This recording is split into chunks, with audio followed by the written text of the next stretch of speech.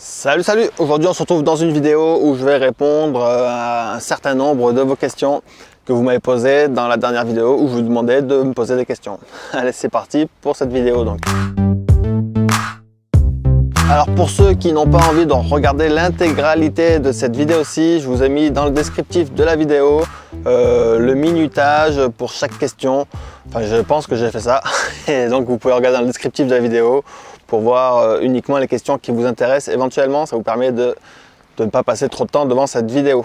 J'ai un peu très honte, mais voilà ma question. Est-ce que quand tu soulèves ton paillage pour semer ou récolter, tu tombes régulièrement sur des couleuvres et grosses araignées où elles se cachent quand tu approches? Je veux me lancer dans l'aventure de la permaculture, mais j'ai très peur de ce genre de rencontres. Merci pour ton travail précieux. Bon, déjà, pour répondre à la question, tout ce qui est serpent, couleuvre ou grosse araignée, bon déjà c'est inoffensif hein, la plupart du temps. Et c'est pas tellement dans le paillage où je cultive que je vais pouvoir les croiser, c'est plutôt près des points d'eau comme ici, ou dans les herbes hautes, dans les friches, c'est plutôt là que je peux les croiser. Dans le paillage même où je cultive, c'est rare que je rencontre de couleuvres ou de grosses araignées. De temps en temps, on peut croiser plein de bestioles évidemment, des orvées.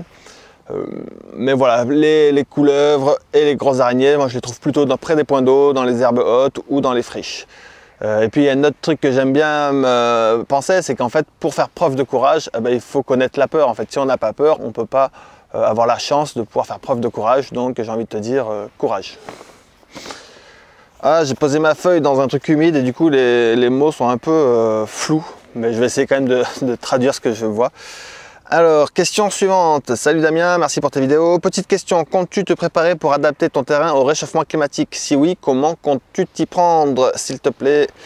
Alors, moi je me prépare surtout à un problème de manque d'eau. Voilà, ce qui pour moi, selon mes croyances, ce qui va être plus problématique, c'est la gestion de l'eau. Les longues périodes chaudes, effectivement, et sèches.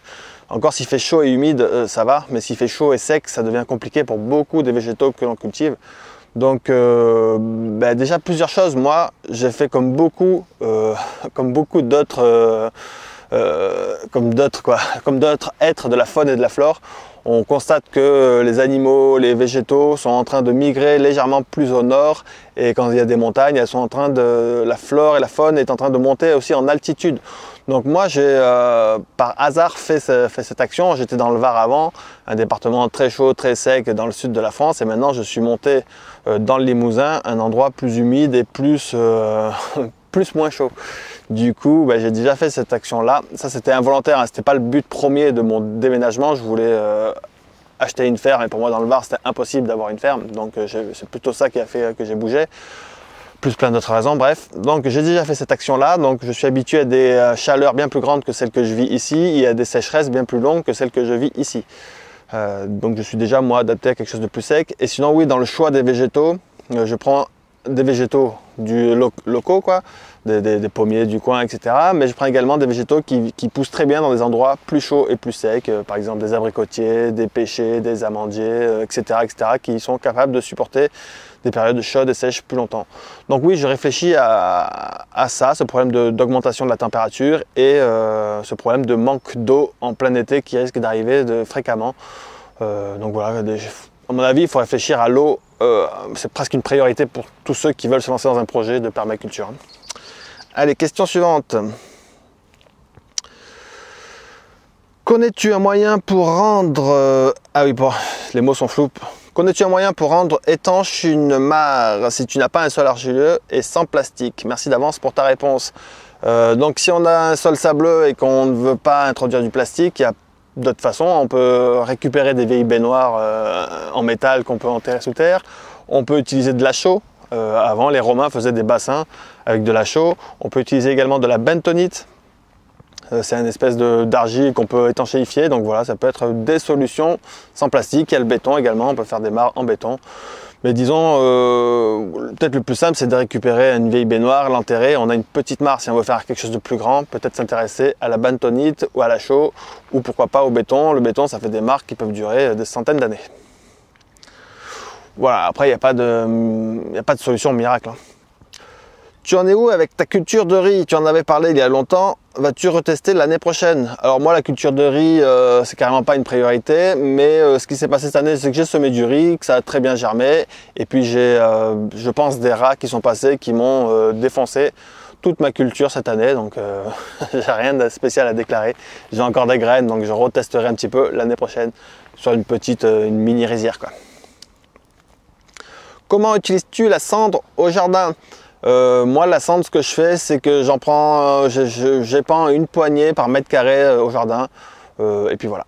Et après, la cendre, on peut en faire plein de choses. On peut en faire de la lessive, on peut en faire plein d'autres choses intéressantes. Tic, tic, tic, tic, tic. Bonjour Damien, quelle est la place des conifères dans le forêt-jardin? Qu'apporte-t-il? Est-ce que c'est judicieux d'en avoir? Lesquels? Bonne salutation. Déjà, les conifères, il y en a qui sont intéressants pour leur côté comestible. Hein. Je pense au désespoir des singes, Araucaria, qui fait des pignons comestibles. Il y a tout un tas de pignons de pin qu'on peut manger qui sont comestibles. Voilà, après on peut utiliser aussi certains... les jeunes pousses, pour plein de choses en fait. Donc la résine, ça peut être intéressant. Donc il y a plein d'utilités aux conifères. Après, si on n'a pas de conifères sur son terrain, je pense qu'il faut en planter vraiment avec modération. C'est pas la plante que moi, en tout cas, je mettrais en priorité. Peut-être, voilà. Après, j'en ai mis quelques-uns ici. J'ai planté du pin parasol, j'ai planté des araucaria. Voilà, mais c'est pas du tout la plante que je mets en priorité. Mais si on l'a, autant l'utiliser, quoi. Ça avance les bananiers. As-tu des bananes? Et les mandariniers, et l'aziminier, et tout ça, tout ça. Donc les bananiers, j'avais planté plusieurs variétés. Celui qui se développe le mieux pour l'instant dans la serre, c'est le Moussa d'Adjao. Il est en train de coloniser une bonne partie de la serre, mais pour l'instant, il ne fleurit pas, donc pas de fructification, et donc pas de banane pour le moment. Je ne perds pas espoir, il s'implante de plus en plus. Les autres sont plutôt en mode je végète. Les agrumes, j'ai mangé là cette année les premiers citrons yuzu, les premières mandarines sont en train d'arriver là. Voilà. Et les aziminiers, pour l'instant ils sont petits, donc les aziminiers, j'en aurai pas avant 3 ans disons. Voilà, en gros. Donc bananier à voir, mandarine ça donne, aziminier on attend un peu. Voilà, aziminier, je suis quasiment sûr d'en avoir. Hein. Il n'y a pas de raison que j'en ai pas. Les bananiers, c'est un peu plus aléatoire. Ça dépendra aussi des hivers. Si les hivers sont doux, là, j'en aurai facilement. Si les hivers sont plus rudes, voilà, peut-être qu'il y aura des années avec et des années sans banane. Quelle technique de conservation tu utilises pour tes récoltes lorsque celles-ci sont trop abondantes ou destinées à être conservées? Qu'est-ce que j'utilise le plus? J'essaye d'avoir une abondance de plantes, de récoltes qui n'ont pas besoin de préparation spécifique pour être conservées. Je pense aux courges, je pense aux pommes de terre. Ça, j'ai qu'à le mettre, les pommes, les poires, selon les variétés. Il n'y a qu'à les déposer dans la cave et ça se maintient tout seul. Les noix, etc., etc. Donc moi, je vais privilégier une abondance de récoltes pour ces choses qui se conservent sans travail particulier. Après, pour tout ce qui est tomates, courgettes, la ratatouille, ça je fais des ratatouilles, donc des conserves que je stérilise. Et puis il y a certaines choses que j'ai plutôt prévu de sécher, certains fruits notamment, plutôt utiliser le séchoir solaire que j'ai réalisé. Donc voilà, en gros, pour l'instant je fais ça. Il y a la lactofermentation qui est intéressante, mais je suis pas... pour le moment, j'aime pas tellement en fait, le goût de la lactofermentation, même si ça peut être hyper intéressant. Donc moi, ce que j'utilise, c'est un maximum de récoltes qui se conservent toutes seules dans la cave, quelques conserves que je stérilise, un peu de confiture aussi, effectivement, et puis sécher. Voilà. En gros, c'est ça que je fais. Je compte pas faire des vidéos spécialement sur ce sujet-là parce que c'est pas moi le sujet qui me passionne le plus, même si c'est hyper intéressant. Je suis plus ce qui me passionne, moi, c'est les végétaux, la nature, tout ça, la conservation, ça m'intéresse un peu moins, même si c'est pour ça que je prends des trucs qui se conservent tout seuls. Voilà. Salut Damien. Question, je vois pas, il manque d'un mot, moi c'est pas grave. Quel conseil pour la culture des groseilliers framboises? Merci. Donc du coup, quel conseil pour la culture des groseilliers framboises? Alors ça va dépendre de la région. Mais disons qu'avec la chaleur et l'ensoleillement qui a tendance à augmenter dans les périodes estivales, chercher la mi-ombre. Et puis pour les framboisiers, même groseilliers, des zones avec une terre assez légèrement fraîche, un peu humide, quoi. Les framboisiers, s'ils ont de l'eau, ils poussent 10 fois plus vite que si c'est tout sec, en fait, même 20 fois plus vite. Donc mi-ombre, selon la région, à soleil, quoi. Si on les met trop à l'ombre, il y a peu de fruits. Donc c'est vraiment mi-ombre et un sol frais, humide. Donc peut-être un gros paillage, mettre du compost, ça va aider aussi, quoi. Mais voilà. Pas le plein soleil, dans plein de régions, le plein soleil c'est trop violent pour ces plantes qui sont des plantes de sous-bois. Voilà, après voilà, pour faire un conseil vraiment spécifique, il faudrait connaître le contexte. Salut Damien, il me semble que tu as mentionné avoir un chat qui t'aidait à limiter la présence de rongeurs dans ta maison. Comment concilies-tu le fait d'avoir un chat avec un mode de vie autonome, alimentation, soins, etc. Comment gères-tu la proportion mâle-femelle chez tes poules et tes canards? Merci infiniment pour tout ce que tu fais. Alors oui, j'ai effectivement 2 chats en fait pour gérer la présence des rongeurs dans la maison. En fait, moi j'ai une vieille baraque en fait à la ferme et du coup, comme je stocke de la nourriture, comme dit précédemment, j'ai pas envie que les rongeurs bouffent mes stocks de nourriture et surtout mes stocks de graines. Je fais beaucoup de semences et donc je stocke des graines et j'ai eu pas mal d'attaques de petits rongeurs, souris, rats sur mes graines. Donc c'est intéressant pour moi d'avoir un chat dans la maison, mais même sur les paquets de nourriture qu'on stocke comme tout le monde, quoi. Donc c'est pour ça que j'ai des chats à la maison. Par contre, effectivement, avoir un animal comme ça me impose de ne pas forcément être totalement autonome. J'ai pas envie. J'achète des croquettes, quoi, des croquettes pour chat. Et du coup, ça me rend un peu moins autonome, le fait de devoir acheter des croquettes pour chat. Après, je pourrais effectivement faire des croquettes ou proposer de la nourriture moi-même avec ma volaille et tout ça. C'est pas le choix que j'ai fait pour le moment. Peut-être parce que j'ai beaucoup de choses à gérer. Tous ceux qui se lancent dans des projets un peu d'autonomie ou de permaculture savent bien qu'il y a tous les volets à prendre en considération. Comment est-ce qu'on nettoie sa maison, comment on fait sa lessive, comment on isole sa maison, comment on jardine, comment on fait pousser les arbres, comment on s'occupe des animaux, etc. Donc voilà, le chat, après niveau soins, le chat me demande très peu de soins. On regarde qu'il n'y a pas de problème, mais pas de problème avec les chats. Juste un peu de croquettes. Voilà, après concernant les poules et les canards, pour l'instant la gestion des mâles et des femelles, c'est assez simple pour moi parce que j'arrive facilement à donner les canards coureurs indiens. Quand j'ai trop de mâles, je donne des canards coureurs indiens, ça pour l'instant j'y arrive assez bien. Pareil pour les poules et les coqs, je peux donner des coqs. Et puis sinon, pour limiter la quantité de poules, j'ai les renards en fait qui me font de temps en temps des petites attaques. Ce qui fait que là en ce moment j'ai vraiment beaucoup de poulets, mais je pourrais en donner si j'en ai vraiment trop, si j'ai trop d'œufs, quoi. Mais donc en gros voilà, les canards et les poules, j'arrive à en donner parce que beaucoup de monde s'installe et ont envie d'avoir des canards ou des poules. Et puis voilà, je pense que j'ai répondu à la question. Que penses-tu des cerfs enterrés Walipini? Les cerfs enterrés c'est génial, j'en avais réalisé une, j'avais fait une vieille vidéo dans le Var où j'avais montré comment je faisais une serre en terre botte, je sais plus comment on l'avait appelé, la terre en troupaille je crois, voilà. Une terre semi-enterrée avec des bottes de paille et ça marchait vraiment hyper bien. Donc je pense que c'est une excellente idée. Nous le problème qu'on avait rencontré c'est qu'il y avait l'eau facilement au niveau où on avait fait le trou, donc ça faisait plutôt souvent une mare. Donc voilà, voir un petit peu l'eau, à quelle profondeur se trouve l'eau.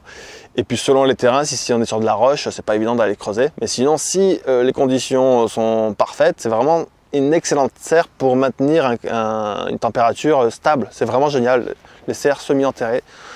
Pour ceux qui peuvent le faire, c'est vraiment très chouette. Et en plus, il y a peu de matériaux à trouver ou acheter ou à se procurer parce qu'en fait, on est surtout dans de la terre en fait. Voilà. Salut à toute la famille. As-tu fait un inventaire floristique et faunistique de ton nouveau terrain? Est-ce que j'en avais fait un dans le Var? Donc c'est incomplet, hein. Dans tous les cas c'est incomplet, mais effectivement on essaye de travailler un petit peu avec la LPO du coin, c'est très récent, donc on aimerait bien un peu plus voir un peu les oiseaux présents, la totalité des oiseaux présents, écouter un peu les sons pour voir la quantité d'oiseaux. On a une amie spécialiste, on connaît des gens spécialistes en insectes, donc on aimerait bien répertorier un petit peu plus les insectes présents sur le terrain. Pareil pour la flore, on a fait des je sais pas, des recherches sur la bioindication des plantes. Donc on a vraiment regardé pas mal de végétaux qui se poussent sur le terrain, mais c'est forcément incomplet. Et en plus, il y a tout le temps de nouveaux arrivants, de nouvelles plantes, de nouveaux insectes, de nouveaux animaux qui arrivent sur le terrain. Donc c'est tout le temps en mouvement. Donc on essaye de le faire. On a des projets d'écoute, hein, donc écoute des sons des oiseaux. Et puis dans le Var, on l'avait un peu fait également, mais pareil, c'est quelque chose qui est en mouvement, enfin, la quantité d'espèces, quand on fait ce que je fais moi, enfin de la permaculture, ou quand on essaye de jardiner avec la nature, ça a tendance à augmenter, ça dépend évidemment du contexte plus grand que son petit jardin, mais voilà, en tout cas, on travaille dessus en permanence. Où en est la pisciculture? Quelle espèce as-tu choisi au final? Alors la pisciculture, je vous invite à regarder ma vidéo pour ceux qui n'ont pas vu. Il y avait une hésitation sur quel poisson est-ce qu'on allait mettre pour consommer. Donc tout un tas d'hésitations, de réflexions. Je vous invite à voir la vidéo. Mais en gros, il y a des tanches, des rotangles. Et puis ce qu'on va continuer à mettre pour consommer, c'est des truites. Parce que en fait, il y a plein de solutions possibles, mais on a quelqu'un pas très loin, presque voisin, qui fait des truites de façon écolo, en prenant soin de l'eau, en prenant soin de plein de paramètres. Et du coup, je pense qu'on va introduire de temps en temps des truites que l'on va consommer. Je pense que ça va, pour l'instant, ça va être ça. C'est pas forcément la version finale, mais pour l'instant, ça va être ça. Ça permet de ne pas introduire un poisson qui va devenir trop présent, qui va tout bouffer, enfin, qui va vraiment dérégler de façon pas irréversible, mais de façon compliquée à réverser. Du coup, la truite, on sait qu'elle ne pourra pas se reproduire dans ce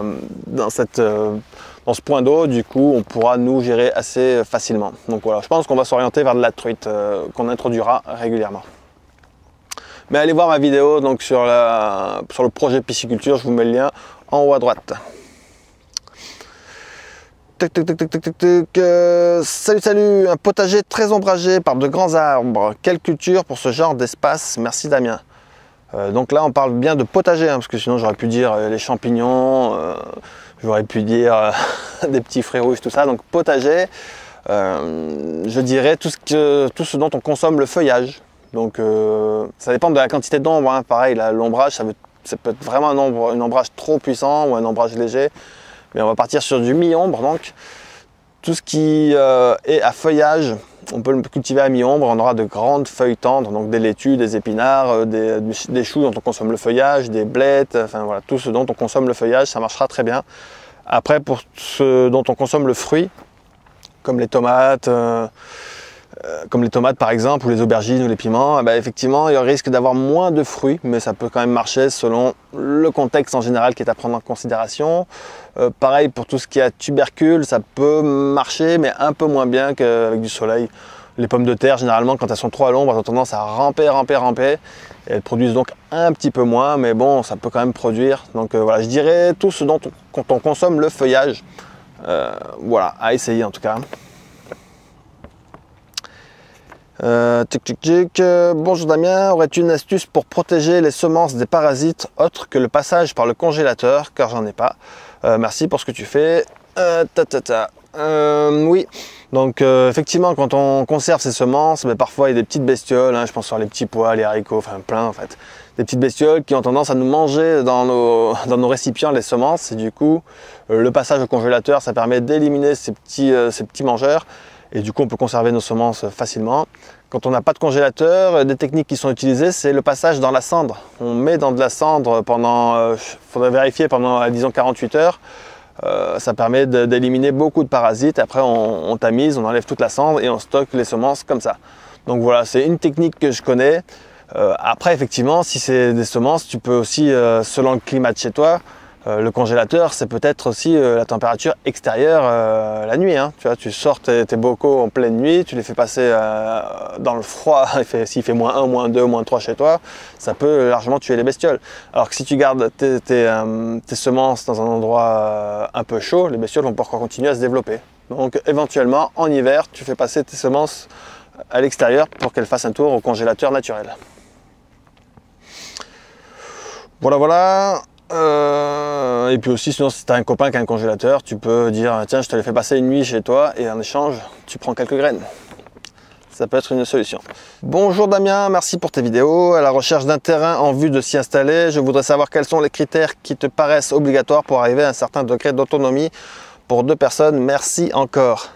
J'ai envie de dire l'eau. Voilà, peut-être que je dirais que le facteur primordial, c'est avoir de l'eau, accès à l'eau, quoi.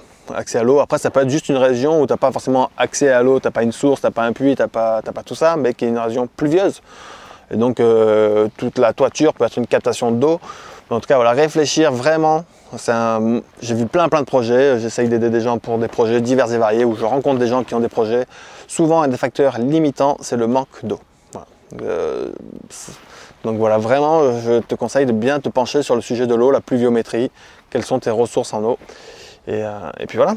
Mais c'est pour aller vite et simplifier, mais en fait, il y a plein d'autres facteurs à prendre en compte. Mais l'eau, c'est pour moi peut-être actuellement un des facteurs les plus importants. Et encore, on ne s'en rend pas forcément compte quand on a l'eau, mais c'est quand on n'a pas d'eau qu'on s'en rend vraiment compte. Du coup, bon, on va dire qu'on est passé sur la première partie de la vidéo, c'était très axé jardin. Maintenant, ça va être un petit peu plus axé perso, tout ce qui est personnel, vite fait. Déjà, je voulais commencer par vous remercier énormément pour la quantité de retours que vous avez fait sur mon livre sur la forêt comestible. Je suis très content. Merci beaucoup pour tous vos retours, ça fait vraiment plaisir. Voilà, je suis content. Et puis pareil pour le premier livre, mais le premier livre, j'en parle pas spécialement en ce moment. Donc déjà, je tenais vraiment à vous remercier. C'est vraiment très chouette les retours que vous me faites. Et je suis très content parce que je pense que ces 2 livres, la permaculture au jardin mois par mois, plus la forêt comestible, c'est grosso modo un résumé de tout le travail que je fais sur ma chaîne, qui est posé en livre. Et pourquoi je fais des livres? Parce que je veux que ça se retrouve, j'aimerais que ça se retrouve dans les librairies et que ça touche des personnes qui ne regardent pas Internet. Voilà, il y a plein de gens qui ne vont pas du tout sur YouTube, ils ont bien raison, et ils lisent des livres et ils ont bien raison. Et moi, c'est vraiment vers ces personnes-là que les objets de livres sont destinés, même si je sais que la majorité des gens qui lisent mes livres viennent souvent de ma chaîne YouTube, mais je pense que par effet domino, ça déborde sur les gens qui ne vont pas sur Internet, et c'est pour ça que je crée des livres et que je suis bien content. Et je suis content du retour que vous m'en faites. Ah oui, si tu étais ministre de l'Agriculture et ou de l'écologie, tu ferais quoi? Bon, bah déjà, je ne serai jamais ministre de quoi que ce soit. Il y a des milliards de trucs à faire, donc j'en sais rien. Peut-être que ce que je dirais là, vite fait maintenant, agriculture et écologie, pour lier un peu les deux, je proposerais, mais bon, le problème c'est que maintenant c'est au niveau européen, enfin bon, bref, je proposerais une réforme de la PAC, politique agricole commune, pour que soit, au lieu d'aider ceux qui ont des immenses terrains et que du coup font beaucoup de monoculture et qui ont un impact souvent négatif sur l'environnement, pas tout le temps, souvent, je proposerais une réforme de la PAC qui encouragerait tous ceux qui ont des petites parcelles et qui favorisent l'écologie. Donc voilà, une réforme de la PAC, vite fait quoi, mais je suis pas ministre et je prétends pas du tout à l'être. Mais ça me paraît vraiment... ouais, ça serait un des sujets, je pense, les plus importants, c'est la réforme de la politique agricole commune pour aider tous ceux qui veulent se lancer dans des petits projets à échelle locale, au lieu de financer ceux qui ont déjà des grandes monocultures et beaucoup de terrain. Je simplifie un petit peu, hein, je vais me faire taper dessus là. Alors, quelles sont les autres chaînes YouTube que tu regardes, nous conseils sur la perma ou des coups de cœur? Alors moi je suis un mauvais client de vidéos sur la perma. En fait, je regarde plus vraiment de vidéos. J'essaye autant que possible de passer le moins de temps sur les ordinateurs, devant un écran. J'ai passé beaucoup de temps pour écrire mes 2 livres. Hein. Je crois qu'en 2019 et 2020, j'ai sorti 2 livres, donc ça m'a demandé de passer beaucoup de temps devant des écrans pour rédiger, pour taper. Plus le fait de faire des vidéos, donc j'essaye en dehors de ça plus de répondre à des quantités de mails, associations, enfin, d'autres gens qui me contactent, etc. Donc j'essaye de passer le moins de temps possible devant les écrans, mais malgré ça, je passe un peu de temps quand même devant les écrans. Donc j'ai noté quelques chaînes, hein, parce que j'avais prévu la question à l'avance, mais sur ces chaînes-là, je regarde pas tout, je regarde des petits trucs des fois de temps en temps. Et puis d'habitude je réponds pas à ce genre de questions, on me la pose souvent, qu'est-ce que je regarde comme chaîne, qu'est-ce que je conseille, parce que forcément ce n'est pas exhaustif et du coup je vais ne pas mentionner, je vais oublier des gens qui font des choses formidables. Donc désolé pour tous ceux qui font des trucs incroyables, formidables, que je ne vais pas citer maintenant. J'ai soit oublié, soit je ne connais pas, parce que je passe pas beaucoup de temps à regarder les vidéos. Mais c'est souvent des oublis, et des fois je me dis ah ouais mais j'imagine que je me dirais j'ai oublié de dire lui, qui est vraiment peut-être la chaîne que je regarde le plus, j'en sais rien. Bref, je sais pas si ça se comprend ce que je raconte. En tout cas, ce que je vous conseille, là j'ai un voisin à moi qui s'appelle Andy Williams, qui fait des vidéos sur la permaculture depuis pas mal de temps. Donc je vous invite, je vous mettrai les liens des chaînes que je propose dans le descriptif de la vidéo. Sinon vous tapez Andy Williams Permaculture, hein, vous allez tomber sur lui. Donc voilà, qui a très peu d'abonnés, qui mériterait plus d'abonnés. Il y a La Forêt Gourmande qui ont lancé une chaîne depuis peu de temps sur la forêt, sur tout ce qui est autour de la forêt comestible, jardin-forêt. Donc La Forêt Gourmande. Il y a Louti News qui est aussi presque un voisin à moi. Qui se trouve à un peu moins d'1 heure de route. Le jardin d'Alekil qui propose tout un tas de tutos également. Il y a La Cabane Autonome. La Cabane Autonome qui propose tout un tas de vidéos sur l'autonomie, l'autoconstruction, le jardin, etc. etc. J'ai noté également Avenir Permaculture. Évidemment après il y a tous les chaînes connues hein, mais que j'aime bien. Le Jardin des Merveilles, Barnabé Chaillot, Le Potager d'Olivier, Vers de Terre Production. J'ai marqué l'Archipel, j'aime bien aussi comment on dit, les interviews, les visites de lieux, voilà. Mais comme je viens de dire, généralement je regarde très peu, peut-être que si je regarde 5% de ces chaînes, de leur contenu, j'ai peut-être vu 5% de leur, ou 10%, ça dépend desquels évidemment.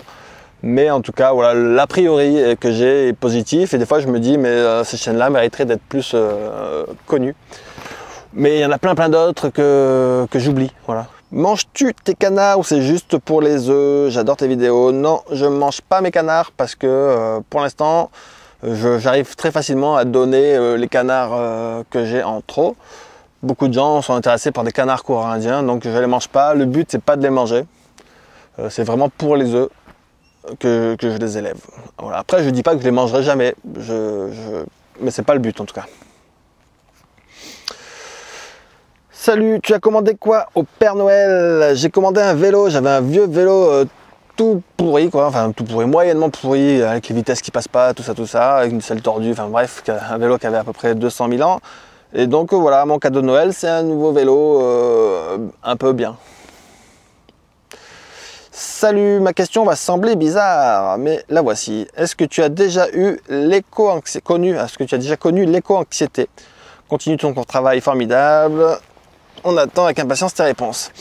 Alors l'éco-anxiété, pour ce que j'en connais, c'est être anxieux quand on se rend compte de ce qui se passe sur la planète par rapport à l'écologie. Ouais, si on s'intéresse à l'écologie, on se rend compte que c'est un peu catastrophique ce qui se passe, hein, j'avoue. Mais j'ai pas vraiment connu ce que tu appelles l'éco-anxiété. Déjà, moi j'ai 40 ans, ça fait 40 ans que je me suis toujours passionné par la nature, l'environnement, ça m'a toujours passionné, donc j'ai envie de te dire que j'ai toujours connu un effondrement écologique. Je sais qu'on en parle de plus en plus depuis ces dernières années, mais pour moi on a toujours été dans un effondrement écologique. Donc j'ai appris à grandir avec ça et à vivre avec ça. Et du coup, moi, je sais pas, ça peut m'arriver d'être éco-anxieux, mais sur des périodes très courtes, c'est-à-dire que je vais pas me laisser prendre par cette dépression, par cette déprime, je vais plutôt me dire qu'est-ce que je peux faire rapidement. En fait, j'en arrive à me dire qu'est-ce que moi je peux faire à mon échelle. Voilà. Et le fait de me dire qu'est-ce que moi je peux faire à mon échelle, ça m'amène à me dire tiens, il faudrait que je fasse ça, il faudrait que je fasse ça, il faudrait que je fasse ça. Et du coup, je passe dans une autre réflexion, c'est comment j'agis, comment faire en fait. Du coup, je n'ai pas vraiment le temps d'être. J'ai l'impression que pour moi, l'éco-anxiété, c'est quelque chose qui est paralysant et qui nous fige. On se dit on peut rien faire. Mais moi en tout cas, pour moi ça marche, hein. Je me dis qu'est-ce que je peux faire à ma petite échelle et du coup ça m'emmène dans une dynamique d'action et du coup j'ai pas vraiment le temps d'être anxieux quoi. J'espère que je réponds à la question. Mais après oui, ça m'arrive sur des petits moments de me dire ah ouais, quelle galère quand même. Surtout quand je pense j'ai des enfants quoi. Moi j'ai 40 ans comme je viens de le dire, ma vie a plus vraiment beaucoup d'importance je trouve. Du coup c'est plutôt pour les générations futures, pour les jeunes quoi. Même si 40 ans c'est pas vieux. Mais voilà, ma façon de faire, c'est de qu'est-ce que je peux faire concrètement, qu'est-ce que je peux faire quoi. Et du coup, bah, ça m'amène à l'action. Où en étais-je? Bonjour Damien, merci pour tes vidéos. Quels sont tes projets pour 2021? Culture, chantier, participatif, aménagement, animaux, etc. Merci. Pour 2021, mes projets, ça serait vraiment retaper ma baraque, quoi. Je vis dans une baraque qui est un peu vieillotte, quoi. Dans son jus, comme on dit, mal isolée, un peu décrépite. Donc là, je me suis vraiment consacré surtout au jardin ces derniers temps, au jardin. Et donc, ça fait 3 ans que je suis en Corrèze. Sur ces 3 ans, j'ai passé beaucoup de temps à écrire des livres et le jardiner. Et du coup, là, j'ai vraiment envie de passer du temps sur la restauration de la baraque qui en a vraiment besoin. Je ne vais pas forcément en faire des vidéos parce que je ne suis pas le meilleur des artisans restaurateurs de maison. C'est pas du tout c'est pas vraiment ma passion. Et puis j'ai déjà fait des vidéos sur comment faire du torchis, comment faire des murs en terre-paille, etc. Donc je pense pas que je vais le refaire. Et puis j'ai envie de garder ma maison un petit peu privée. Voilà, donc peut-être que s'il y a des trucs vraiment intéressants, j'en ferai une vidéo, mais le but c'est vraiment pas de faire des vidéos sur ce sujet-là, c'est juste de vivre dans une maison à peu près isolée, quoi. Ce serait bien. Voilà, puis il y a plein de trucs d'autres que l'isolation à faire, il y a vraiment tout à faire dans cette baraque. Si je veux pas qu'elle s'écroule complètement. Donc voilà, donc ça va être beaucoup ça, 2021. Après culture aussi, je vais encore planter des arbres. Moi, je plante tout le temps beaucoup d'arbres, je suis passionné par les arbres. Donc je vais planter beaucoup d'arbres. Et peut-être que ce que je vais faire en vidéo, peut-être, je suis pas sûr. Mais en tout cas, je vais beaucoup greffer.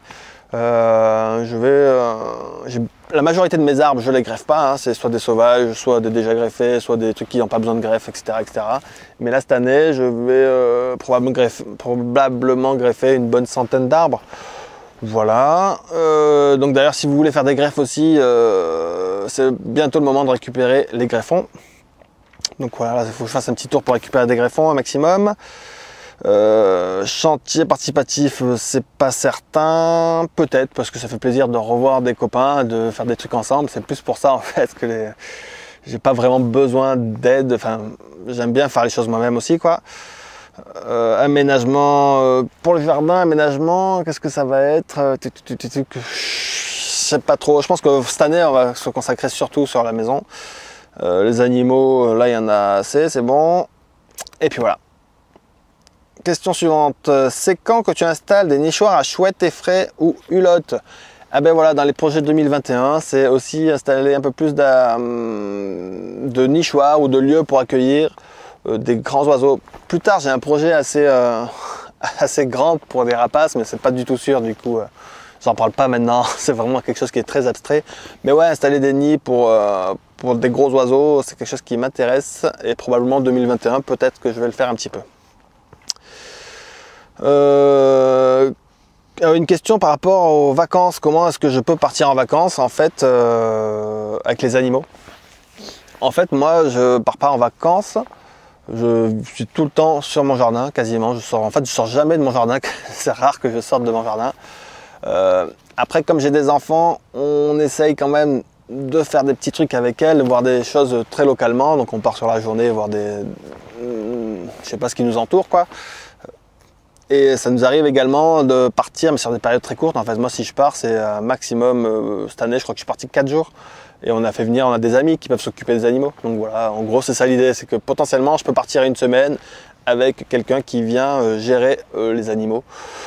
Voilà, en gros, c'est ça. Hein, parce que je ressens pas forcément le besoin de partir en vacances. À part, voilà, pour mes enfants, pour qu'on fasse des choses un peu...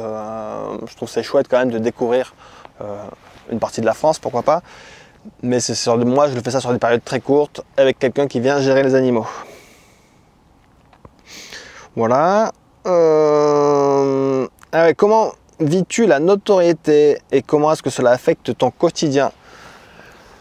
Alors la notoriété, c'est sans doute la chose qui, pour moi, le plus difficile, je crois, ouais. Je ne vais pas me plaindre du tout, hein. Je suis carrément pas à plaindre. J'ai passé la majorité de ma vie à faire des petits boulots vraiment très contraignants. J'ai travaillé longtemps à l'usine, j'ai été ouvrier agricole, je faisais du travail à la chaîne répétitif, difficile. Voilà, j'ai fait ça pendant longtemps, du travail mal payé et peu gratifiant. Donc là, j'ai la chance de pouvoir vivre de ma passion. Donc clairement, je suis chanceux. Mais par contre, voilà, s'il y a un petit revers de la médaille à ça, c'est la petite notoriété. Hein. Je ne suis pas Johnny Hallyday, mais j'ai une toute petite notoriété qui est pour moi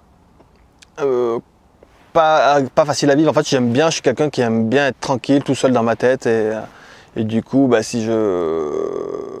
alors comment ça affecte mon quotidien? Ben, par exemple, il y a des périodes où il y a beaucoup de gens qui viennent chez moi pour me rencontrer, pour discuter avec moi, etc. Et du coup, les gens, des fois, débarquent à l'improviste. Moi, quand les gens viennent à l'improviste, en général, je les fais partir, quoi. Je peux pas accueillir n'importe qui 24 heures sur 24, 7 jours sur 7. Donc voilà, ça peut se présenter comme ça, des gens qui débarquent à n'importe quelle heure, n'importe quel jour, sans prévenir, pour me voir, pour discuter, pour visiter le jardin. Donc ça, c'est assez ennuyeux parce que tout un chacun, des fois on sort, on a envie d'être peinard dans son jardin, on n'a pas forcément envie d'avoir quelqu'un qui nous pose des tonnes de questions et qui veut savoir des choses, ou bien encore moins agréable, juste des gens qui veulent me prendre en photo, ils viennent pour faire un selfie, comme moi je fais pas de selfie. Si on vient chez moi pour faire un selfie, je fais pas de selfie. Après, si je croise quelqu'un par hasard dans la rue ou dans un autre lieu, là, j'accepte de faire des selfies parce que ça fait plaisir à la personne et la personne n'est pas venue chez moi, elle est là par hasard, on s'est croisés par hasard, donc je trouve ça assez sympa d'accepter de faire des selfies. Après, voilà, des fois, c'est un peu... il y a des trucs bizarres aussi, des fois. Une fois, je suis arrivé dans une station d'autoroute, il y avait plein de cars de CRS, d'un coup, je vois des CRS qui arrivent vers moi. Je commençais à flipper parce que moi j'ai pas mes papiers sur moi, je suis jamais en règle, je sais pas. Le fait de voir des CRS qui arrivent sur moi, ça me faisait un peu flipper, quoi. Et en fait, ils voulaient juste faire un selfie. Des fois dans un endroit où je m'attends pas à croiser des gens, on me reconnaît, on vient me parler. Donc parfois c'est chouette, parfois j'étais sur autre chose dans ma tête, quoi. Voilà. Mais carrément, je suis pas du tout à plaindre. J'ai quand même une chance inouïe de pouvoir vivre de ma passion et de pouvoir essayer. De toute façon, c'est comme ça. J'ai voulu partager des choses sur Internet, faire diffuser de la permaculture. Du coup, bah, forcément, des gens m'ont vu, quoi. Voilà. Voilà. Qu'est-ce que je voulais vous dire? Donc là, je vais enchaîner sur une petite pause de vidéo. Une petite pause, sans doute je sais pas trop combien de temps, mais peut-être jusqu'au printemps, vous risquez de ne pas voir de vidéo, donc ne vous inquiétez pas si vous ne me voyez pas jusqu'au printemps. J'ai des choses autres à faire, et puis j'ai envie de m'éloigner des écrans un maximum, donc n'essayez même pas de me contacter, il y a des chances que je ne vois pas un écran pendant pas mal de temps. Bien sûr, pour ceux qui me soutiennent sur Tipeee, je continuerai tous les débuts de mois à faire les envois des contreparties, hein, ça va continuer, donc je continuerai les envois des contreparties pour tous ceux qui me soutiennent sur Tipeee. Un immense merci à tous ceux qui me soutiennent, c'est incroyable. Et je vous souhaite donc des bonnes fêtes de fin d'année si vous voyez cette vidéo en cette période de fête de fin d'année. Et je vous dis à très bientôt, ciao ciao.